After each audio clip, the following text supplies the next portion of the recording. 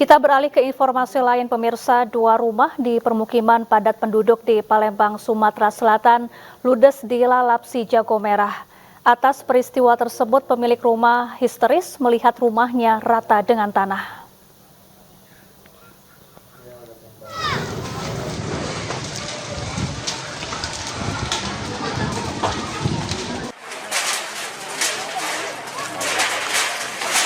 Kobaran api membakar dua rumah milik warga di Jalan Hamzah Kuncit, Palembang, Sumatera Selatan. Warga yang melihat api membesar mencoba melakukan pemadaman dengan alat seadanya.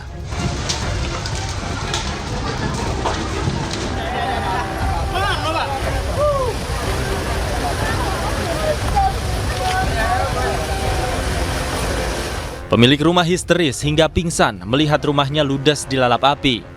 Api baru dapat dipadamkan 1 jam kemudian setelah 4 unit mobil dinas kebakaran kota Palembang diterjunkan. Diduga kebakaran terjadi akibat korsleting listrik. Penyebabnya diperkirakan ini korsleting. Menurut saksi yang melihat kejadian itu. Api berhasil dipadamkan berapa jam kemudian? Menurut informasi itu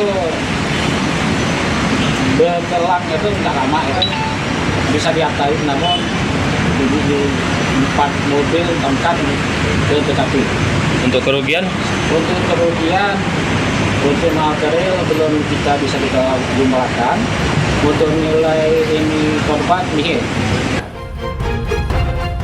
Tidak ada korban akibat peristiwa ini, namun kerugian ditaksir mencapai ratusan juta rupiah. Dari Palembang, Sumatera Selatan, Tim Liputan iNews melaporkan.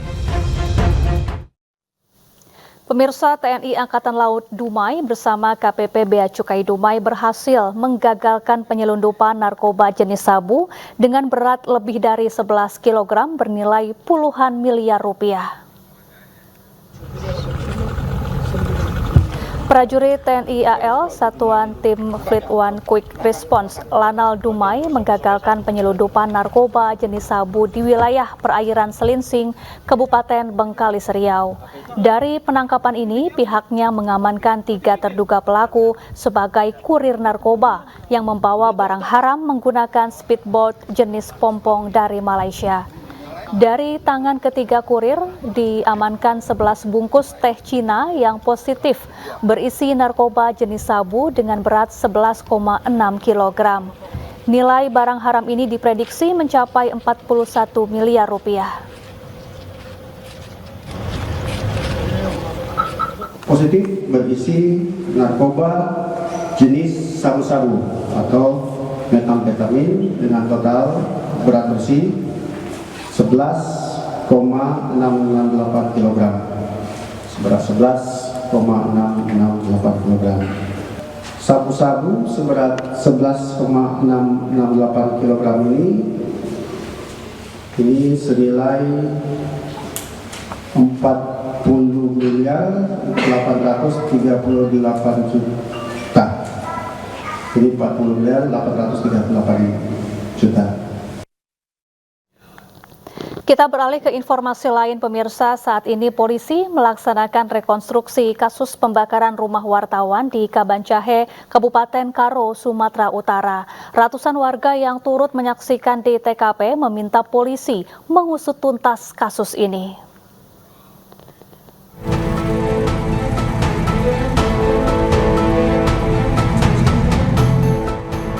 Rekonstruksi pembakaran rumah wartawan yang mengakibatkan 4 orang meninggal dunia di Kabanjahe, Kabupaten Karo, Sumatera Utara digelar hari ini.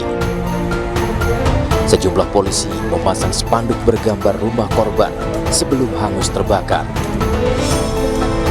Mendengar adanya kegiatan rekonstruksi pembakaran rumah wartawan ini, ratusan warga berkerumun di seputaran TKP untuk melihat langsung proses rekonstruksi. Warga berharap pihak kepolisian serius bisa mengusut tuntas kasus ini dan segera menemukan siapa otak sebenarnya pelaku dari kejadian ini.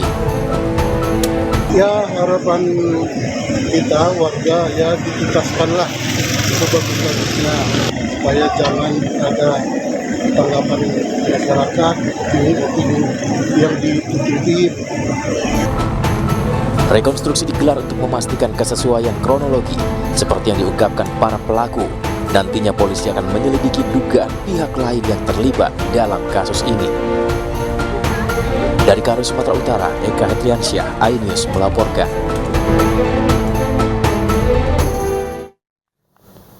Ya, untuk membahasnya kami sudah terhubung dengan Komite Keselamatan Jurnalis, ada Erik Tanjung. Selamat sore Pak Erik, apa kabar? Selamat sore, baik Mbak Safa. Ya, Pak Erik, proses rekonstruksi kasus pembakaran rumah wartawan tengah berlangsung. Apa yang kemudian bisa diharapkan dari proses rekonstruksi ini untuk mengusut tuntas kasus ini, Pak Erik? Ya, tentu kami Komite Keselamatan Jurnalis berharap polisi agar bekerja secara profesional tanpa ada yang ditutup-tutupi dalam proses penyelidikan kasus ini atau penyidikan kasus pembakaran, dugaan pembakaran rumah wartawan Riko Sampurna Pasaribu. Nah, sejak awal memang hasil temuan tim kami di lapangan setelah mewawancarai sejumlah saksi-saksi kunci, jadi banyak terdapat kejanggalan. Nah, termasuk untuk 3 orang tersangka ini ya, ini yang perlu dijawab oleh polisi dan bekerja secara transparan ya, karena ketiga tersangka yang telah ditetapkan oleh polisi berdasarkan kesaksian keterangan dari keluarga korban dan rekan-rekan korban, korban tidak punya masalah yang serius ataupun dendam dengan ketiga tersangka ini sebelumnya ya, sebelum kejadian. Yeah. Jadi tidak ada persoalan yang dianggap kira-kira memicu para tersangka ini atau bertikai mengakibatkan terjadinya pembunuhan itu ya. Nah, ini yang perlu dijawab oleh kepolisian, termasuk temuan tim sejak awal bahwa ada dugaan keterlibatan anggota TNI ya. Nah, ini yang juga harus dijawab dan diusut. Nah, kita juga menunggu dari TNI. Jumat pekan lalu kita sudah bersama anak korban bersama tim kuasa hukum melaporkan ke Puspomat, dan baru kemarin sehari yang lalu juga melaporkan ke POM Angkatan Darat di Medan, Sumatera Utara. Baik, Pak Erik dan pemirsa, saat ini proses rekonstruksi masih berlangsung dan di layar kaca dapat terlihat bahwa tim kami tengah beranjak menuju ke lokasi rekonstruksi berikutnya karena ada 3 lokasi sebagai tempat melangsungkan rekonstruksi dengan menghadirkan 3 tersangka. Kemudian Pak Erik, dengan menghadirkan 3 tersangka di rekonstruksi hari ini dan pemeriksaan yang terus berlangsung, apakah ini bisa kemudian memudahkan upaya menelusuri keterlibatan pihak lain tersebut dalam kasus ini? Ya, tentu dengan rekonstruksi ini semoga kepolisian bisa bekerja profesional dan menelusuri jejak-jejak kasus ini, termasuk motif dari kasus pembakaran pembunuhan ini ya.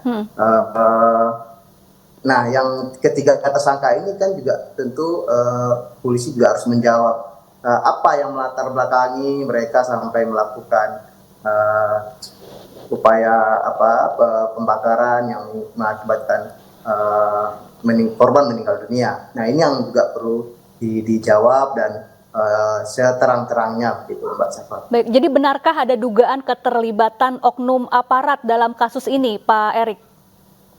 Ya, dalam temuan tim di lapangan, tim kita KKJ menelusuri berdasarkan mewawancarai saksi-saksi kunci, rekan-rekan korban yang bersama korban sebelum kejadian, kemudian keluarga korban. Nah, semuanya mengarah dan tim menyimpulkan ada dugaan keterlibatan aparat ya, khususnya yang telah disebut dalam pemberitaan korban sebelum kejadian, yaitu ada anggota TNI. Baik, lalu benarkah bahwa kasus pembakaran rumah wartawan ini juga ada kaitannya dengan pemberitaan yang sebelumnya dibuat oleh korban Sempurna Pasaribu terkait judi yang ada di wilayahnya? Ya, itu yang juga tentu harus kita ungkap bersama-sama dari kepolisian, termasuk juga dari TNI ya, mengungkap itu secara terang benderang dugaan. Karena sebelum kejadian, korban bersama rekannya sempat bertemu dengan anggota TNI yang diberitakan dalam beritanya korban ya, melalui Tribrata TV ya. Nah, di berita itu menyebutkan ada kasus perjudian yang melibatkan anggota TNI ini. Dan dalam pertemuan dengan anggota TNI tersebut, isinya adalah anggota ini meminta korban untuk menghapus berita yang menyebutkan dirinya dalam kasus perjudian itu. Jadi memang di berita korban ini sebelum kejadian menyebutkan ada perjudian di Kabupaten Karo yang dikelola oleh anggota TNI berinisial HB berpangkat Koptu. Nah, dengan di sana cukup terang ditulis oleh korban, kemudian juga di posting di akun media sosialnya Facebook. Jadi dugaannya kita masih mengarah ke sana, ada keterkaitan karena berita itu. Baik, itu, Mbak. Baik. Lalu Pak Erik, bagaimana bentuk dukungan dari Komite Keselamatan Jurnalis dan juga sejumlah organisasi pers lainnya dalam turut mengawal pengungkapan kasus ini? Ya, tentu kita bersama-sama dengan kawan-kawan KKJ dan di dalamnya organisasi profesi jurnalis dan organisasi masyarakat sipil itu mengawal kasus ini agar kepolisian dan TNI turut aktif, khususnya TNI turut aktif mengusut kasus ini sampai tuntas, dan tim KKJ juga sudah mendampingi anak korban, keluarga korban begitu, bikin laporan di Komnas HAM, kemudian minta perlindungan ke LPSK, bikin laporan di KPAI, dan terakhir kemarin kita sudah melaporkan ke kantor staf presiden supaya menjadi kasus ini menjadi atensi presiden, begitu Mbak Safa. Baik, Pak Erik, lalu ke depan bagaimana untuk menjamin keselamatan para jurnalis dalam meliput suatu peristiwa atau berita di daerah mereka masing-masing agar terjamin keamanan dan keselamatannya sehingga tidak ada lagi kasus seperti yang menimpa almarhum Sempurna Pasaribu ini? Oke. Halo Pak Erik. Baik. Ya tentu dan seluruh jurnalis di Indonesia dan halo. Ya silakan Pak Erik. Ya tentu yang pertama jurnalis harus menjaga independensi, bekerja sesuai kode etik jurnalistik, itu harus menjadi pegangan ya. Kemudian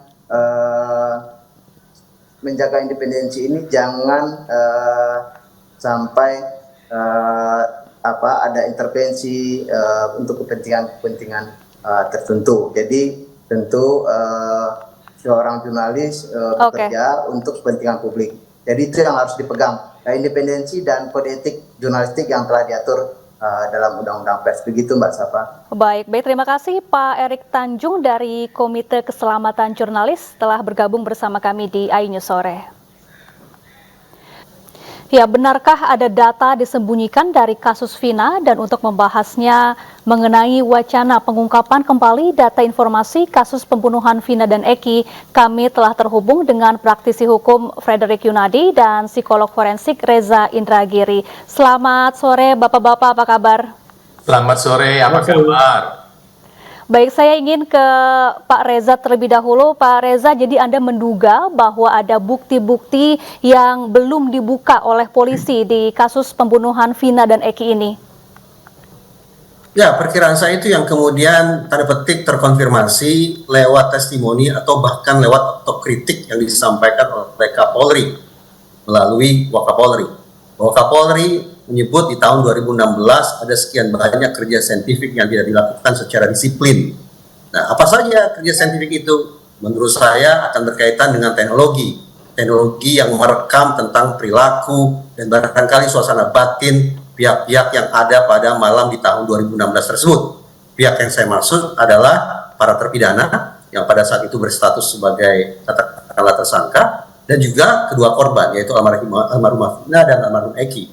Menurut saya, ketika bukti-bukti saintifik terkait dengan komunikasi elektronik yang para pihak tersebut lakukan pada malam di tahun 2016 tersebut, sekali lagi akan terpotret suasana batin dan juga perilaku mereka tentang ada atau tidak sesungguhnya rencana pembunuhan, dan ada atau tidak suasana batin ketakutan, kecemasan, kepanikan yang mungkin dialami oleh kedua korban. Baik, Pak Frederick, kalau menurut Anda mungkinkah ada bukti-bukti yang bisa saja ditutup-tutupi atau tidak dibuka saat dalam suatu penyelidikan atau penyidikan kasus pembunuhan seperti ini, Pak Frederick? Ya, kalau menurut hemat saya, SCI atau Scientific Crime Investigation itu bukan kewajiban satu-satunya bagi penyidik untuk melakukan pemeriksaan atau penyidikan terhadap tindak pidana yang terjadi. Memang semakin dengan digitalisasi, memang SCI itu menjadi salah satu yang didukung dan diminta supaya dilakukan secara detail. Yeah. Seperti contoh, kalau pembunuhan yang kecil atau penjambretan apa segalanya, masa harus pakai SCI? Kan tidak mungkin. Kedua, saya yakin, meskipun saya tidak terlibat dan saya tidak ikut dan penanganin perkara pembelaan dalam kasus terbunuhnya dua korban tersebut, tapi saya yakin kan penyidik tidak mungkin dengan sengaja lalai atau tidak atau mengesampingkan atau menyembunyikan bukti-bukti yang dianggap sangat penting. Yeah. Kemungkinan dalam hal ini adalah CCTV dan hubungan komunikasi dalam handphone yang belum dibuka atau sudah dibuka, saya juga belum tahu. Kemungkinan ada pertimbangan karena dianggap sudah cukup terbukti untuk apa lagi lebih mendetil. Karena terbukti dalam hal apa? Sidang di PN, PT sampai ke kasasi pun hingga berkekuatan hukum tetap, kan tidak ada sesuatu hal yang mempermasalahkan terhadap kenapa tidak dibuka dan sebagainya. Kalau saya melihat yang terjadi itu kan kita berdasarkan pasal 184, 187, 186, 183 KUHP, itu kan jelas yang adalah 5 bukti kan, saksi, keterangan ahli, dan surat bukti otentik kan. Baik. Begitu.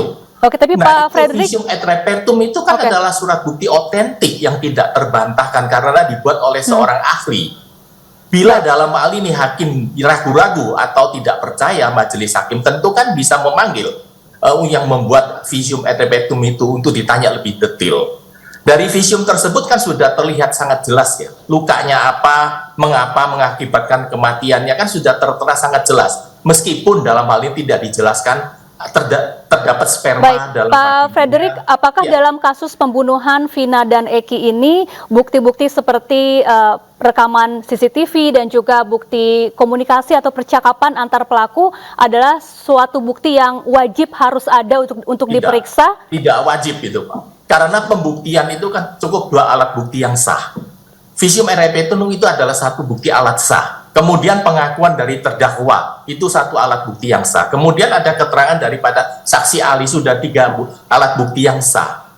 Tidak berarti wajib atau ada kelalaian. Memang kalau dengan dilampirkan namanya CCTV bila itu ada, atau komunikasi yang seperti diretas dibuka oleh pada penyidik karena keahlian dari IT tersebut akan lebih sempurna.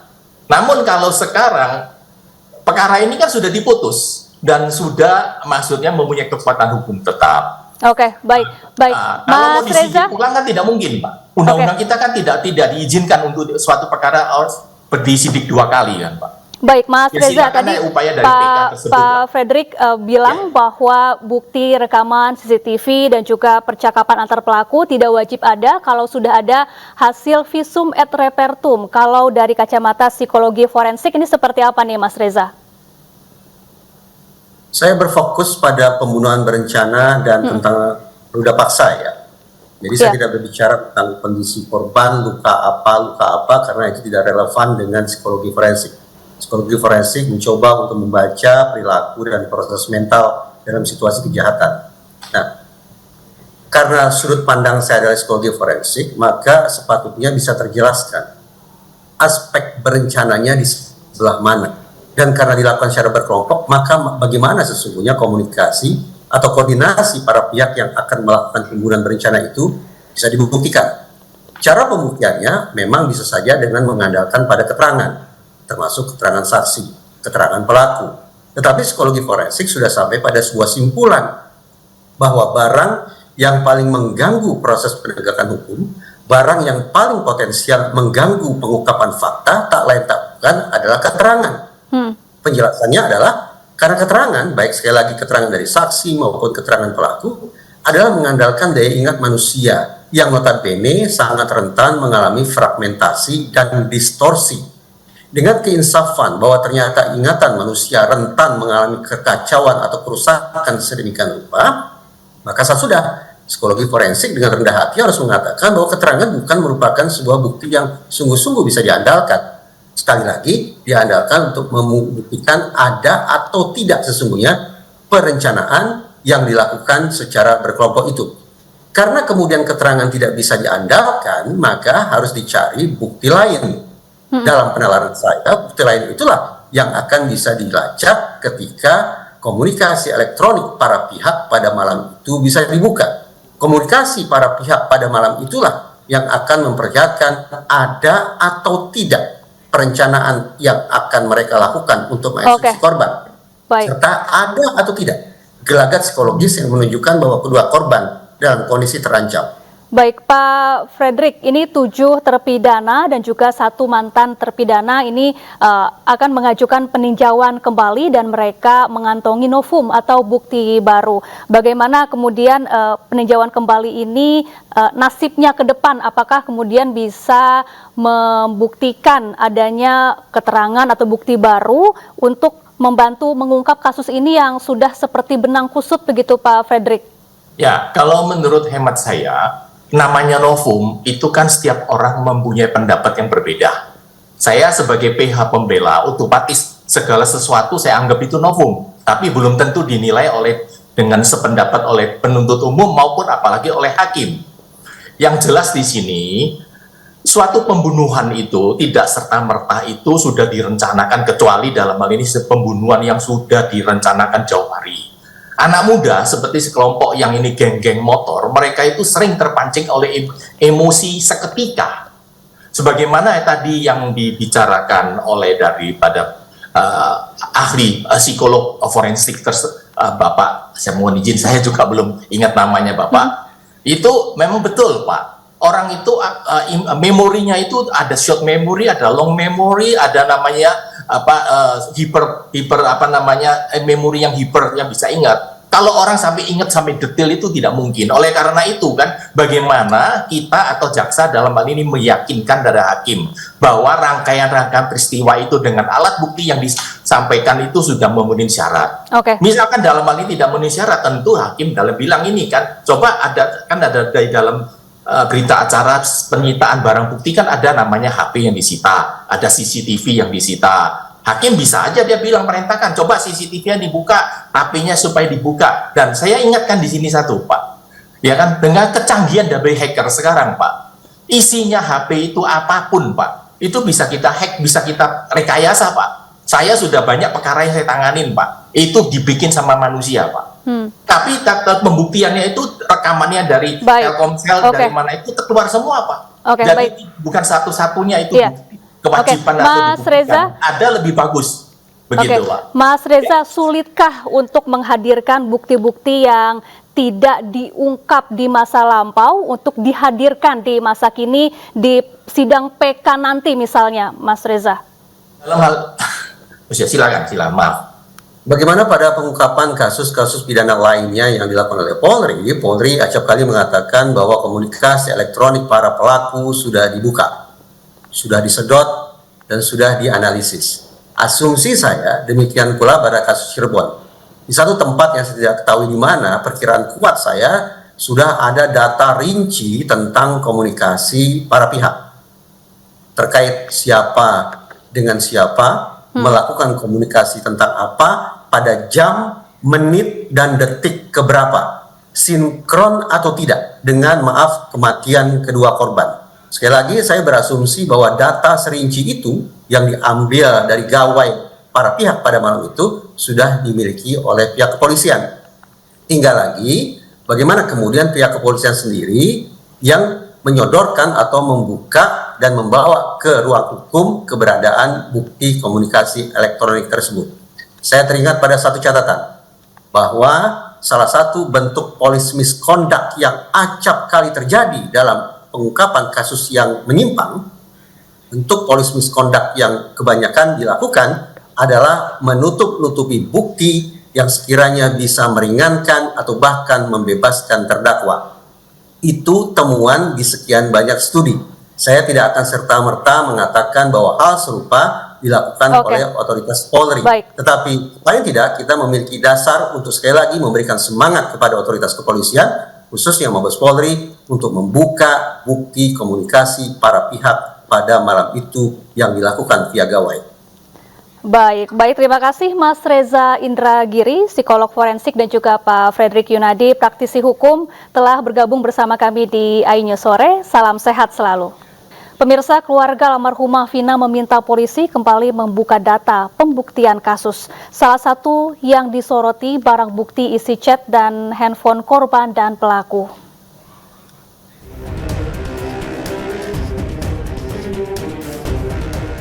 Wacana membuka dari awal lagi. Data kasus pembunuhan Vina dan Eki ramai disuarakan. Keluarga Vina meminta polisi menyelidiki teman almarhumah Vina bernama Mega. Dia itu datang ke sini sama temennya minta uang gitu kan. Saya tanya tuh temennya itu siapa. Dia itu cuman bilang temennya Mega, karena yang turun saat itu cuman satu orang datang ke rumah saya ini loh. Cuman kan posisinya udah agak gelap ya, habis isa sih rumah saya kan masuk gang nih. Jadi nggak begitu jelas muka temennya itu. Cuman adik saya cuman bilang dia namanya Mega. Selain itu, kakak kandung Vina, Marliana, meminta polisi mengungkapkan isi chat yang sempat disampaikan tentang dugaan pembunuhan berencana. Tapi keluarga Vina hanya mendengar cerita saja dari Ibtu Rudiana, tak pernah lebih detail disampaikan bagaimana isi chat tersebut. Keluarga Vina juga bingung dengan handphone almarhumah Vina yang sempat dijadikan barang bukti oleh polisi, tapi tidak diberikan kejelasan. Bahkan, handphone Vina masih belum kembali ke keluarganya hingga saat ini. Saya buka itu HP-nya itu, kontak itu hanya ada kontak keluarga, nggak ada kontak yang lain. Dan BBM pun saat itu kan adanya BBM ya. BBM itu cuma ada satu chattingan, dan chattingannya juga hanya kayak chattingan baru 2 harian. Jadi kalau chattingan juga sedikitnya kayak udah ada yang hapus juga gitu. Nomor kontak juga kayak udah ada yang hapus gitu kan. Nah terus di tangan saya itu sekitar 2 hari apa 3 hari barulah diambil buat BB, katanya buat barang bukti gitu kan. Dan sampai saat ini HP pun belum di tangan kami keluarga korban, masih ada di pihak mereka. Dijatuhkan pembunuhan berencana itu kan katanya dari chattingan mereka gitu. Tapi Ibu tidak pernah tahu chattingan itu, Bu? Tidak pernah dikasih tahu, ditunjukkan secara langsung? Tidak pernah tahu, cuman dengar ceritanya aja dari mereka. Mereka itu siapa? Ya, Pak Rudiana dan teman-teman. Akankah kepolisian kembali mengungkap data-data baru dan membuka kembali dari awal kasus pembunuhan Vina dan Eki? Dari Cirebon, Jawa Barat, Toi Iskandar, iNews melaporkan.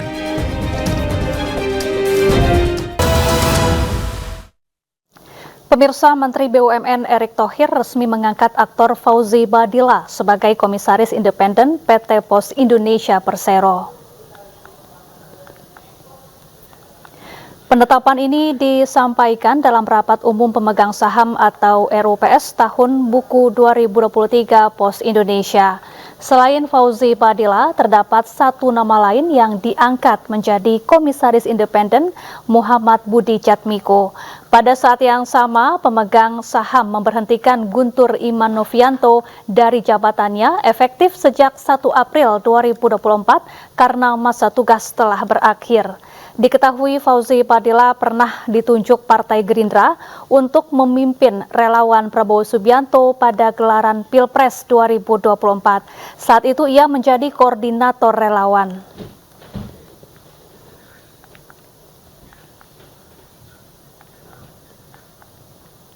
Pemerintah sepakat membentuk satuan tugas Satgas Impor Ilegal merespons maraknya produk impor.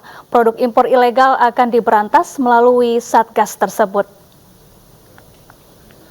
Kementerian Perdagangan resmi membentuk Satuan Tugas Pengawasan Barang Impor Ilegal Jumat siang. Satgas Impor Ilegal berisi 11 anggota dari kementerian dan lembaga terkait, diantaranya Kementerian Perindustrian, Kementerian Keuangan, Kejaksaan Agung, Polri, dan pemerintah kota serta provinsi. Satgas Impor Ilegal ini akan bertugas melakukan penyelidikan terhadap masuknya barang impor ilegal hingga melakukan klarifikasi terhadap pelaku usaha yang diduga melakukan pelanggaran impor. Maka kita sepakati yang pertama agar ada langkah cepat itu pembentukan Satgas. Ya, Satgas yang nanti akan diumumkan. Nanti pengarahnya saya, Pak Menteri Perindustrian, Menteri Keuangan, Kapolri, dan Jaksa Agung. Itu nanti pelaksananya. Pemirsa, Bareskrim Polri menangkap seorang buron kasus dugaan penipuan atau scam online jaringan internasional yang diduga merugikan para korban hingga 1,5 triliun rupiah. Tersangka merupakan seorang wanita warga negara Indonesia berusia 27 tahun. Ya, berperan sebagai operator. Dia bekerja di Dubai sebagai operator itu sekitar bulan Mei sampai Agustus 2023. Di sana dia mendapatkan gaji sama dengan pemeran operator lainnya yaitu sebesar 3.500 dirham. Kita kembali ke kasus pembunuhan Vina dan Eki, pemirsa. Setelah dinyatakan menang di sidang pra-peradilan, Peggy Setiawan saat ini mempersiapkan tuntutan ganti rugi ke Polda Jawa Barat. Tuntutan ini untuk mengganti kerugian Peggy yang kehilangan penghasilan selama masa penahanan.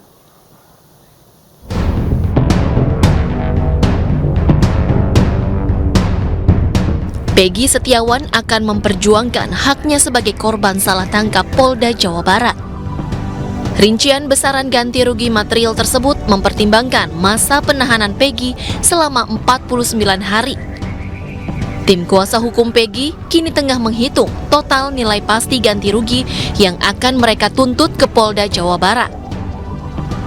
Nah, kami masih hitung-hitung, ya, kami masih diskusi dengan tim penasihat hukum mengenai nominal ganti kerugian yang akan nanti diajukan ke Pengadilan Negeri Kota Bandung. Ya, pertama ya mengenai material ini terkait Peggy Setiawan ya yang ditahan ini kemudian kehilangan pekerjaan, kehilangan penghasilan. Selamat menunaikan ibadah sholat maghrib bagi Anda yang menjalankannya. Pemirsa, mantan terpidana kasus Vina Sakatatal hari ini menjalani pemeriksaan psikologi oleh Lembaga Perlindungan Saksi dan Korban atau LPSK. Hal ini dilakukan menjelang sidang peninjauan kembali atau PK terkait kasus pembunuhan Vina. Ya. Bertempat di sebuah hotel di Bandung, Jawa Barat, Sakatatal, mantan terpidana kasus pembunuhan Vina, didampingi keluarga dan kuasa hukum hadir untuk menjalani pemeriksaan psikologi oleh Lembaga Perlindungan Saksi dan Korban atau LPSK.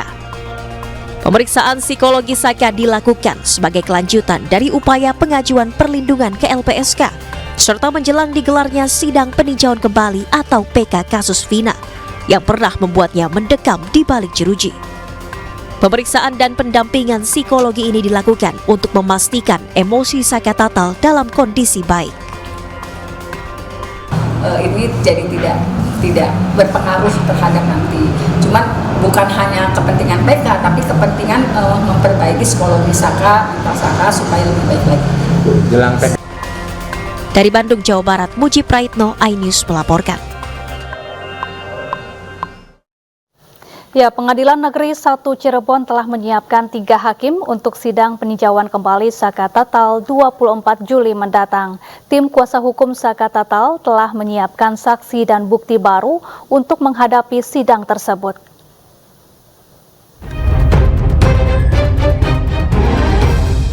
Pengadilan Negeri 1 Kota Cirebon, Jawa Barat menyiapkan 3 hakim untuk sidang peninjauan kembali Saka Tatal. 3 hakim tersebut yakni Rizka Yunia yang bertugas sebagai hakim ketua. Rizka Yunia lahir di Praia 4 Juni 1979 dan terakhir menempuh pendidikan sarjana. Sebelum menjabat sebagai hakim Pengadilan Negeri Cirebon, Rizka juga pernah menjadi hakim Pengadilan Negeri Selawi. Hakim berikutnya adalah Galuh Rahma Esti. Galuh lahir di Surabaya 17 Juni 1980 dan menempuh pendidikan terakhir pasca sarjana. Galuh kini menjabat sebagai hakim Pengadilan Negeri Cirebon. Selain itu, Galuh juga pernah menjadi hakim di Pengadilan Negeri Brebes. Hakim ketiga adalah Justisia Permatasari. Justisia lahir di Jakarta 25 April 1980 dan menempuh pendidikan terakhir sarjana. Sebelum menjadi hakim Pengadilan Negeri Cirebon, Justisia pernah menjadi hakim di Pengadilan Negeri Salatiga. Selain 3 hakim, PN 1 Kota Cirebon juga menyiapkan 1 jaksa Asep Sunarsa. Sidang peninjauan kembali Saka Tatal akan digelar pada 24 Juli mendatang. Pengacara Saka Tatal mengaku telah menyiapkan saksi dan sejumlah bukti baru atau novum. Tim Liputan iNews melaporkan.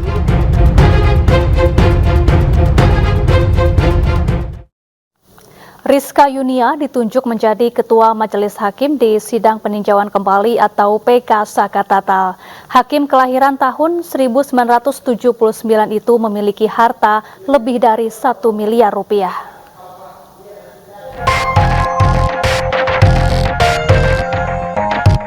Dilansir dari laman LHKPN per 22 Januari 2024, total harta kekayaan Hakim Rizkia Yunia mencapai 1.160.200.000 rupiah.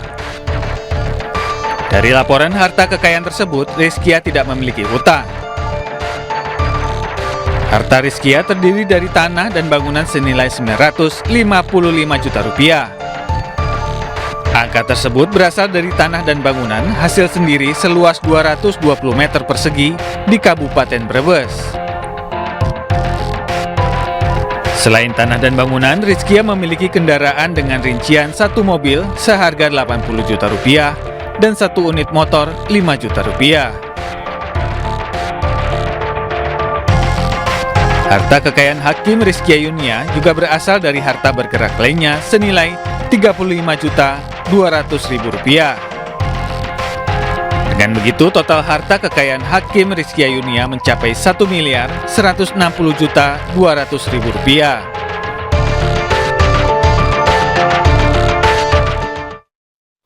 Ya, usai pra-peradilan Peggy Setiawan dikabulkan, polisi gencar memburu DPO pelaku pembunuhan Vina dan Eki. Seorang pemuda mengeklaim mendapatkan intimidasi karena diduga mengenal ciri-ciri DPO yang dirilis polisi.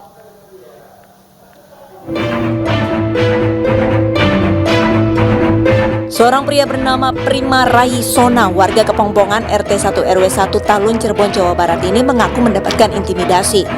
Pria yang berprofesi tukang cukur ini memaparkan bahwa terdapat seorang oknum polisi yang mengaku dari Buser meminta keterangan dirinya dengan cara ditelepon dan didatangi. Prima mengaku petugas menanyakan temannya yang bernama Egi Gialola. Petugas menduga Egi Gialola memiliki kemiripan dari ciri-ciri yang dirilis polisi. Nanya sih Pak, cuman kan karena posisi saya juga nggak tahu posisi dia di mana, karena saya juga lagi merantau kan, merantau 2015 pulang 2018, jadi nggak tahu posisi si Egy ini ada di mana, terus apa udah nggak terlalu deket kayak dulu lagi kan, Pak. Kalau Mas Prima sendiri ditanya, maksudnya pribadinya Mas Prima sendiri ditanya apa? Ya kalau aku ditanyain kamu di mana, wah kejadian, kadang aku lagi kerja di Malaysia, pas berangkat 2015 pulang 2018 Pak gitu. Terus ditanyain alamat rumah yang sekarang kan tinggal di istri di Sumber, tanyain itu. Udah sih Pak, paling itu aja, sama selebihnya lah mengarah ke Egy. Saat kejadian, Prima tidak berada di Indonesia, melainkan tengah bekerja di Malaysia sejak tahun 2015 hingga 2018. Dirinya pun tidak tahu menahu aktivitas Egy Gialola ataupun kejadian pembunuhan Vina dan Eki tahun 2016 silam. Dari Cirebon, Jawa Barat, Miftahudin, iNews melaporkan. Ya, carut-marut kasus Vina membuat Kapolri Jenderal Listio Sigit Prabowo berkomitmen untuk menyelesaikan kasus pembunuhan Vina di Cirebon, Jawa Barat. Kapolri menegaskan pengusutan kasus Vina melibatkan Bareskrim Polri, Propam hingga Itwasum untuk melakukan pendalaman kasus tersebut.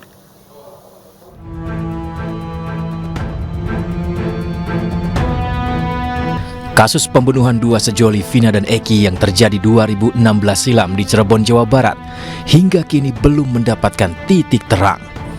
Bahkan sejumlah terpidana dari kasus tersebut menuntut ulang untuk mengajukan peninjauan kembali atau PK lantaran mengaku tidak bersalah. Kapolri Jenderal Polisi Listio Sigit Prabowo menegaskan pengusutan kasus pembunuhan Vina melibatkan Bareskrim Polri, Propam hingga Irwasum Polri untuk melakukan pendalaman kasus pembunuhan Vina dan Eki. Kapolri menjelaskan, meskipun kasus Vina sudah terjadi 8 tahun lalu, namun Polri tetap berkewajiban mengungkap fakta secara terang benderang.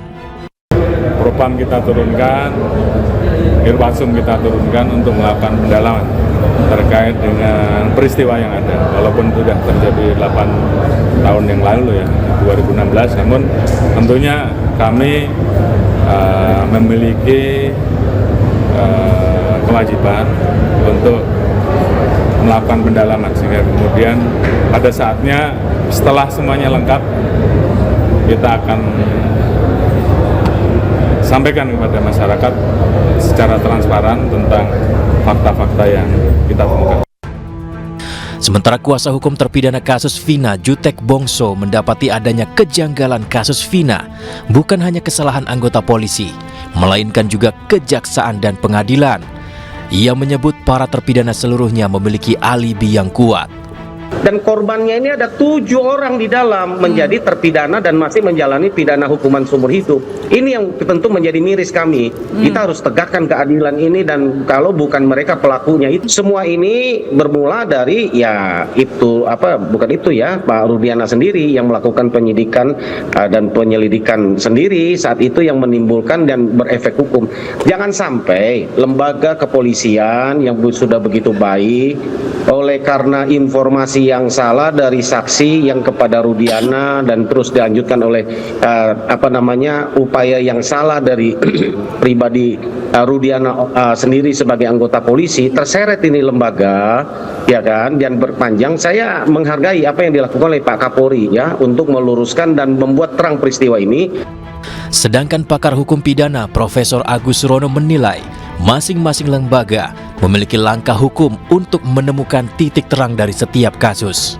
Itu kan tentu masing-masing pihak mempunyai langkah-langkah atau upaya-upaya hukum masing-masing. Kepolisian juga punya kewenangan demikian, kemudian pihak-pihak terpidana juga punya kewenangan hak untuk mengajukan peninjauan kembali dan seterusnya. Saya kira saya lebih cenderung untuk kita menghormati proses yang sedang akan berjalan dan kemudian kita cermati bersama-sama supaya tidak menyimpang dari proses hukum acara pidana sebagaimana mestinya. Lantas, akankah Polri menepati janji untuk menangani kasus pembunuhan Vina dan Eki secara transparan dan profesional? Tim Liputan iNews melaporkan. Kembali di Ini Sore, kali ini bersama saya Nadia Valeri. Pemirsa, Wakil Presiden terpilih Gibran Rakabuming Raka buka suara terkait rencana pemangkasan anggaran makan siang gratis dari Rp15.000 menjadi Rp7.500 per porsinya. Sementara itu, meski masih akan dibahas lebih lanjut, namun anggaran makan siang gratis di tiap daerah bisa berbeda.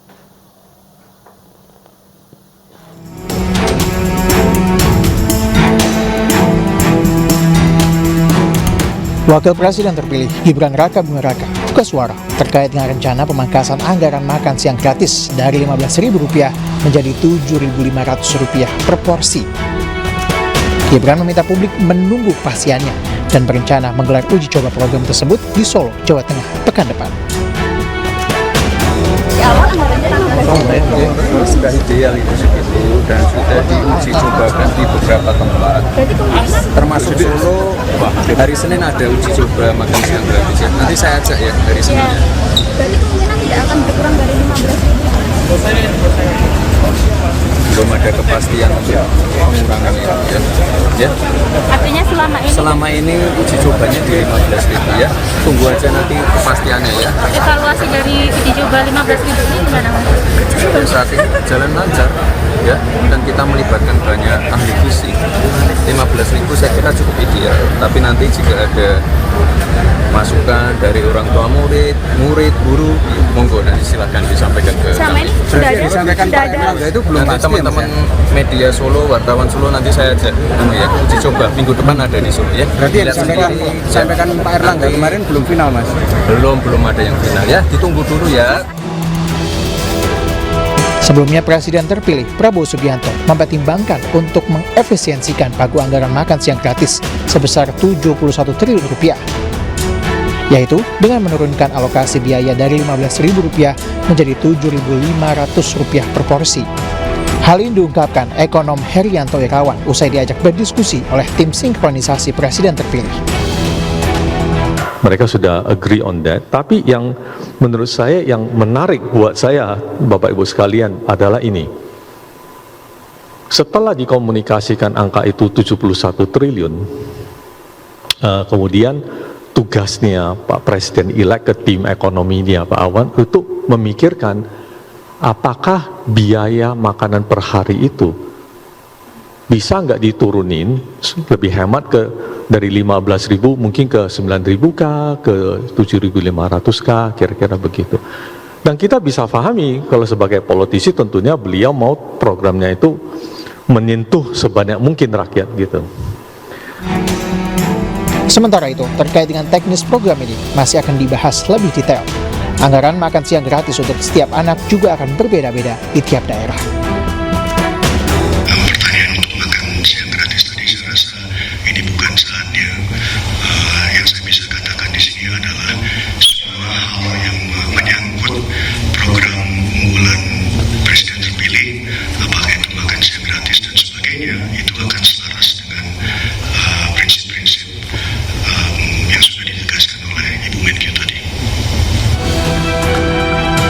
Adapun langkah efisiensi anggaran ini juga bisa dinilai sebagai upaya baik pemerintah mendatang untuk menjaga keberlanjutan APBN. Tim Liputan iNews melaporkan. Kita beralih ke informasi lainnya, pemirsa. Kantongi rekomendasi 8 partai, duet Hovifah Emil Dardak semakin kokoh di Jawa Timur. PDI Perjuangan dan Nasdem bersiap membentuk poros baru untuk melawan Hovifah.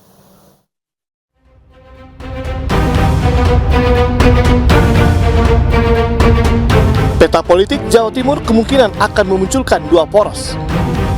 Pasangan Khofifah Indar Parawansa Emil Dardak menjadi calon terkuat di Pilgub Jawa Timur.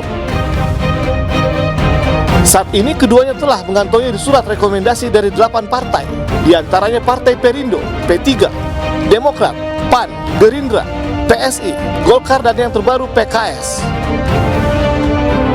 Dukungan PKS disampaikan Kamis siang saat Khofifah dan Emil Dardak berkunjung ke kantor PKS. Alhamdulillah, pada hari ini DPP PKS dapat menyerahkan secara langsung surat keputusan DPP Partai Keadilan Sejahtera atas dasar hasil rapat BPTP pada 4 Juli yang lalu. Hari ini sudah di-SK-kan dan sudah kita berikan secara langsung kepada calon gubernur dan calon wakil gubernur Jawa Timur, yaitu kepada Ibu Hajah Dr. Khofifah Indar Parawansa sebagai calon gubernur dan Mas Emil Dardak sebagai calon wakil gubernur Jawa Timur. Sementara PDI Perjuangan berencana akan mengajukan calon dari internal partai. Nama Tri Risma hari ini hingga Pramono Anung disebut-sebut akan maju menjadi lawan pasangan Khofifah Emil Dardak. Bahkan PDI Perjuangan berencana bekerja sama dengan Nasdem untuk mengusung pasangan sendiri. Saat ini pasangan Khofifah Emil Dardak telah mengantongi 62 kursi. Sementara bila PDI Perjuangan dan Nasdem bersatu akan mendapatkan 31 kursi. PKB hingga kini belum memastikan dukungannya dalam kontestasi pilkada. Namun PKB yang memiliki 27 kursi DPRD bisa mengajukan calonnya sendiri. Sebagai informasi, untuk mengajukan calon diperlukan minimal 20% kursi DPRD atau 24 kursi. Tim Liputan iNews melaporkan. Ya, di Banten, pemirsa, Pilkada Banten akan diramaikan tokoh-tokoh ternama. Mantan Wali Kota Tangerang Selatan Airin Rahmidiani, anggota DPR RI Rano Karno, hingga mantan Bupati Pandeglang 2 periode Ahmad Dimyati Natakusuma siap bersaing.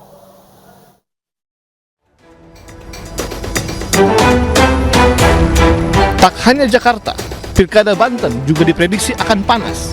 Sejumlah nama besar siap bersaing untuk memperebutkan kursi Banten 1. Salah satunya adalah Wali Kota Tangerang Selatan 2011-2021, Airin Rahmidiani. Airin ditugaskan partainya, Golkar, untuk maju di Pilkada Banten. Selain Golkar, Airin juga mendapat dukungan dari Partai Amanat Nasional. PDIP juga disebut-sebut akan mendukung orang nomor 1 di Tangerang Selatan 2 periode ini.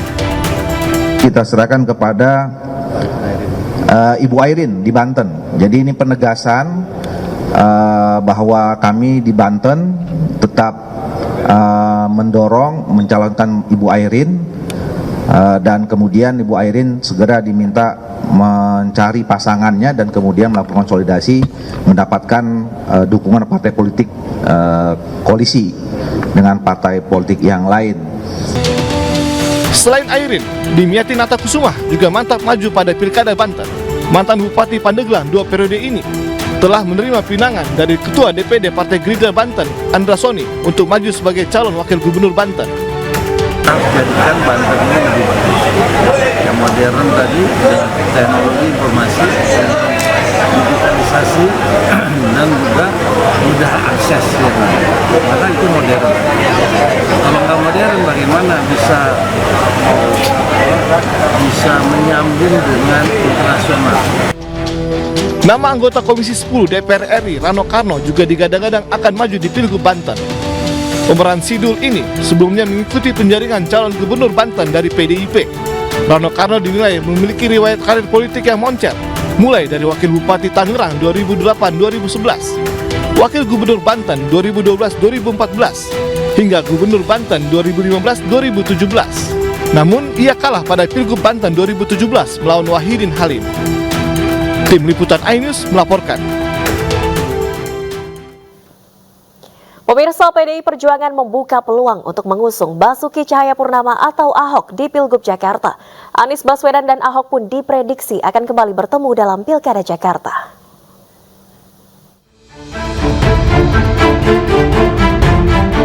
Peluang Basuki Cahayapurnama atau Ahok untuk maju dalam kontestasi Pilkada Jakarta semakin menguat. PDI Perjuangan selaku partai tempatnya bernaung pun mulai bersiap untuk ajukan kader sendiri dalam Pilgub Jakarta. Karena Pak Jakarta ini etalase dari DPR. Sorot mata tertuju ke Jakarta. Daya tariknya luar biasa. Maka Ahok menurut saya karena tingkat elektabilitasnya sangat mengejutkan, itu potensial bisa mengalahkan Anies. Namun, keputusan Ahok untuk maju dalam Pilkada Jakarta masih menunggu keputusan Ketua Umum PDI Perjuangan Megawati Soekarno Putri. Rencananya Megawati akan segera mengumpulkan sejumlah pengurus DPP PDIP untuk rapat penentuan nasib Ahok. Namun, sejumlah pengamat menilai majunya Ahok akan kembali memunculkan isu SARA. PDI Perjuangan pun diprediksi tidak akan mengusung Ahok. Jadi suka senang tidak senang ketika keduanya maju gitu berhadap-hadapan, maka isu SARA itu akan muncul lagi. Masyarakat yang sudah adem gitu, yang sudah damai, aman gitu ya, lalu akan muncul lagi isu SARA itu. Oleh karena itu saya meyakini PDIP tidak akan mendorong Ahok. Selain Ahok, PDI Perjuangan juga telah menyiapkan sejumlah tokoh internal untuk maju dalam Pilkada Jakarta. Salah satunya adalah Andika Perkasa. Bahkan PDI Perjuangan tidak menutup kemungkinan menduetkan Anies dengan Andika. Untuk mengusung calonnya, PDI Perjuangan tidak bisa maju sendiri, lantaran saat ini PDI Perjuangan hanya memiliki 15 kursi. Sebagai informasi, partai politik harus memiliki paling sedikit 22 kursi di DPRD Jakarta untuk mengajukan calonnya. Tim Liputan iNews melaporkan. Setelah sebelumnya diusung Golkar untuk dampingi Kaisang Pangarep di Pilgub Jakarta 2024, pemirsa Partai Golkar juga memberikan instruksi kepada Yusuf Hamka untuk menjadi calon gubernur pada Pilkada 2024. Terkait hal tersebut, Yusuf Hamka mengaku kaget karena mendapat amanah pekerjaan yang berat. Saya juga kaget-kaget juga nih, kenapa jadi berubah nih. Dari Cawagup sekarang jadi Cagup nih, berarti tugasnya saya nggak ngerti nih kenapa jadi berat gitu. Tapi ya tanggapan saya ya yang pertama, innalillahi wa innalillahi raji'un. Pasti dari Allah kembali kepada Allah, itu aja. Udah nggak ada apa-apa. Ini pekerjaan berat. Kalau Allah berkehendak, yang berat bisa jadi ringan. Tapi kalau Allah tidak berkehendak, yang ringan pun jadi berat. Itu aja. Pemirsa, Partai Perindo resmi memberikan dukungan kepada bakal calon Bupati Barito Timur Arianto S. Muller dan bakal calon Bupati Donggala Vera Elena Laluni. Dukungan ini menjadi motivasi untuk meningkatkan kesejahteraan masyarakat, khususnya ekonomi rakyat dan infrastruktur. Setelah resmi mengantongi surat rekomendasi dukungan, bakal calon Bupati Barito Timur Arianto Muller akan langsung tancap gas mensosialisasikan program unggulannya kepada masyarakat. Mensukseskan program-program kerakyatan yang melibatkan masyarakat menjadi salah satu cara bagi Arianto Muller untuk mewujudkan visi misi dalam mensejahterakan masyarakat. Dengan program-program kerakyatan yang melibatkan masyarakat, kami yakin ini akan menjadi suatu peningkatan ekonomi kepada masyarakat, sehingga nanti seperti yang diinginkan oleh Perindo, mewujudkan Indonesia sejahtera ini akan bisa terwujud dengan baik dari daerah. Komitmen mensejahterakan rakyat, khususnya masyarakat Sulawesi Tengah, juga disampaikan bakal calon Bupati Kabupaten Donggala. Ya, yang kami utamakan adalah dalam rangka pengentasan kemiskinan, karena Kabupaten Donggala yang kita ketahui bahwa dari 13 kabupaten kota yang ada di Sulawesi Tengah itu termiskin kedua dari belakang. Nah, jadi banyak hal-hal yang harus dibenahi, terutama masalah infrastruktur yang harus merata. Kemarin kita melakukan fit and proper test, ini kita sudah melihat kesamaan visi nih untuk membangun daerah. Nah, semoga dan kita harapkan ini menang sehingga kita bisa terus bersinergi untuk bisa membangun daerah tersebut. Setelah menyatakan dukungannya, seluruh pengurus, kader, dan simpatisan Partai Perindo akan bekerja keras untuk memenangkan Pilkada serentak pada November 2024 mendatang. Dari Jakarta, Nata Arman, Indra Okta, Aris Setiawan, iNews melaporkan.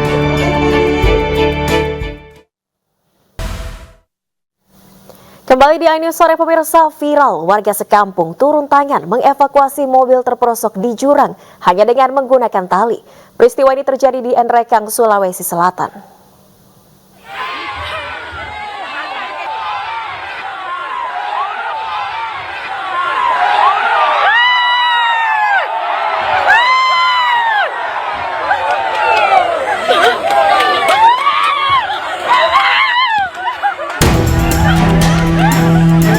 Aksi warga satu kampung gotong royong mengevakuasi sebuah mobil yang terperosok di selokan viral di media sosial. Dalam video, nampak warga menarik badan mobil menggunakan tali. Tidak kalah heboh, emak-emak juga ikut andil menarik mobil ke tepi jalan. Ada juga yang menyemangati warga hingga mobil berhasil dievakuasi.